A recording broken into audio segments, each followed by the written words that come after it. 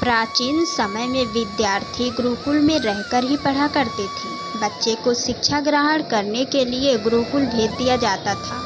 बच्चे गुरुकुल में गुरु के आश्रम की देखभाल किया करते थे और अध्ययन भी किया करते थे। वरदराज को भी सभी की तरह गुरुकुल भेज दिया गया। वहाँ आश्रम में अपने साथियों के साथ घुलने मिलने लगा, लेकिन वह पढ़ने में बहुत ही कमज़ोर था। गुरुजी की कोई भी बात उसके बहुत कम समझ में आती थी। इस कारण सभी के बीच वह उपहास का कारण बनता है। उसके सारे साथी अगली कक्षा में चले गए, लेकिन वो आगे नहीं बढ़ पाया।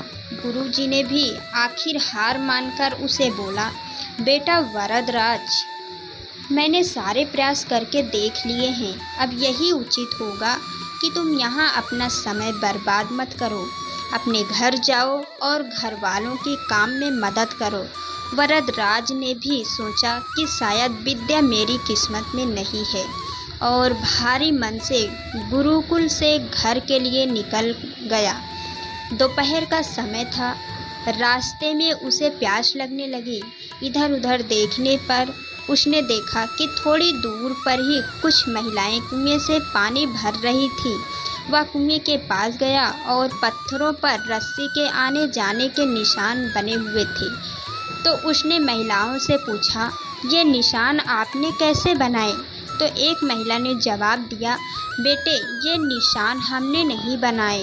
ये तो पानी खींचते समय इस कोमल रस्सी के बार बार आने जाने से ठोस पत्थर से भी ऐसे निशान बन गए हैं।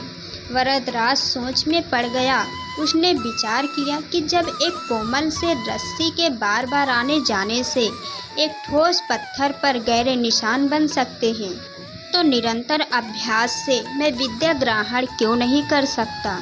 वरदराज ढेर सारे उत्साह के साथ वापस गुरुकुल आया और अर्थात कड़ी मेहनत की। गुरुजी ने भी खुश होकर भरपूर सहयोग किया।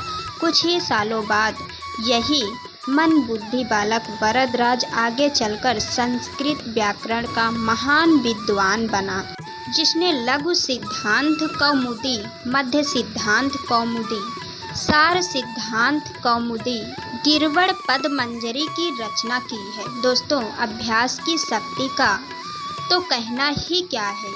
ये आपके हर सपने को पूरा करेगी। अभ्यास बहुत ज़रूरी है, चाहे वो खेल में हो या पढ़ाई में या किसी और चीज़ में। बिना अभ्यास के आप सफल नहीं हो सकते हैं। अगर आप बिना अभ्यास के केवल किस्मत के भरोसे बैठे रहोगे, तो आखिर में आपको पछतावे के सिवा और कुछ नहीं हाथ लगेगा। इसलिए अभ्यास के साथ धैर्य, परिश्रम और लगन रखकर आप अपनी मंजिल को पाने के लिए जुट जाएं। तो दोस्तों, आपको ये सच्ची कहानी कैसी लगी मुझे कमेंट में ज़रूर बताइएगा। धन्यवाद। जय श्री राम।